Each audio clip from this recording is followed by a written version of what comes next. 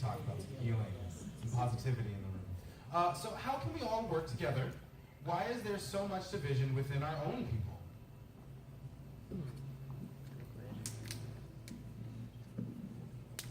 How much time you got?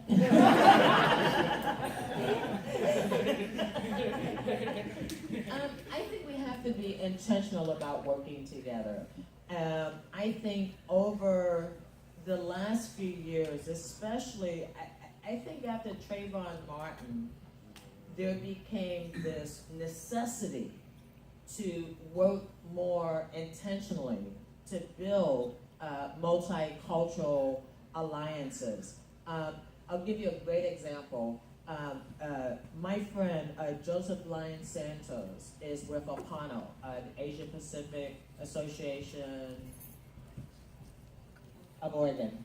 I don't know what the N stands for. Anyway, it's APANO. Network of Oregon, thank you. I got a call that there was going to be a rally at Pioneer Square. The day before the rally, I got a call from a Asian Pacific Islander woman, an elder woman in the community, who said someone's organizing a rally with 300 Asian Pacific Islanders in support of Officer Peter Lang. Now, you may ask, who's Officer Peter Lang? You may remember that in New York, there was a rookie police officer who was in a stairwell of an apartment complex, had his gun out, and then his gun discharged and shot and killed a 24-year-old father in his apartment. It actually went through the wall and killed him in his apartment. This rally was organized by an Asian Pacific Islander man who said Peter Lang wasn't treated right. It's not fair that he got convicted of manslaughter and he's going to have to go to jail. So they were organizing this rally of 300 Asian Pacific Islanders at Pioneer Square, right?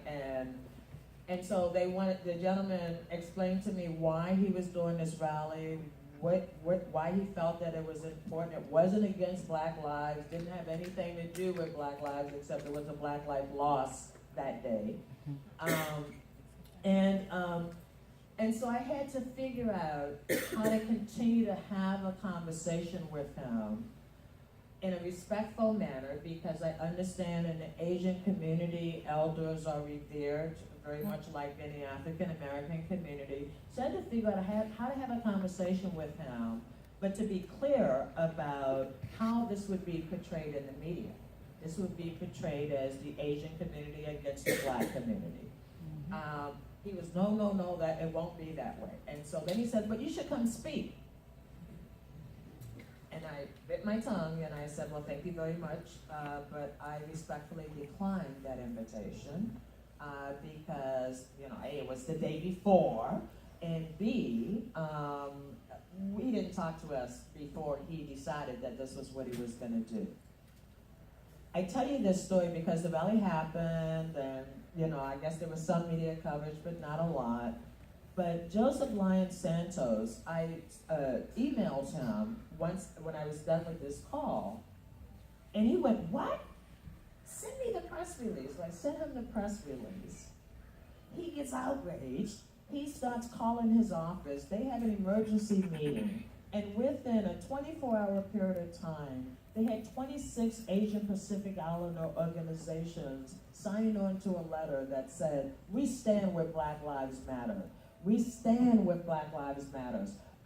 We understand, we agree that Peter Lang wasn't treated the way white officers are treated when they kill a Black man, right. But we believe that Peter Lang should be held accountable, and we stand with Black Lives Matter. So I want you to know that's what solidarity looks like.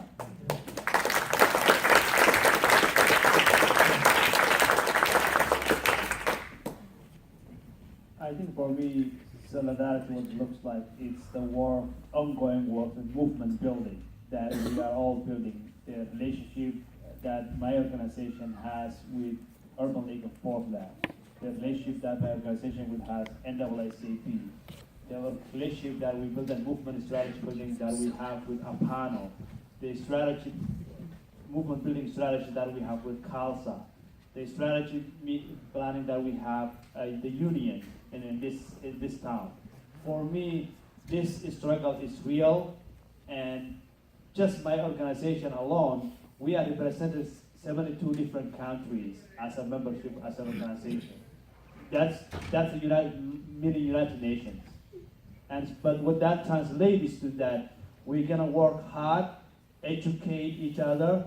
We might not agree all the time, but the most important thing is we're building alliance. And there's a difference between coalition building and alliance building. And alliance building means that you are in this together in the long haul and the long road. And no matter what, even the times that we disagree, we're still gonna come to the table and work together and struggle hard until we get justice that we deserve as a community.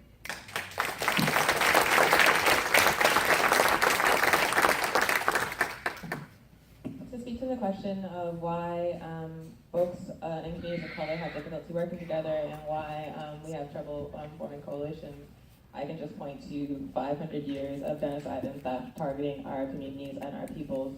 The genocide of the indigenous people and the theft of the land that precipitated the creation of this country, the theft of African labor and the murder and like literal selling of our babies that built capitalism. We have all of this trauma in our bodies and we are not given skills to cope with it. And so when we do this work, when the stakes are so high, when we're talking about organizing for our liberation, we bring all that baggage with us, and that obviously informs how we relate to each other. The other thing is that we need to talk about what liberation actually looks like, because I think, especially in the example that Joanne just gave with the rally for Peter Liang, the Chinese American cop who murdered an African man, liberation does not look like the power to kill Africans with impunity under white supremacy. Liberation does not look like assimilation into capitalism and white supremacy. And I feel like a lot of times when we organize, a lot of times when we're talking about what our movements are for, we're talking about just getting slightly more power under a system that is inherently oppressive.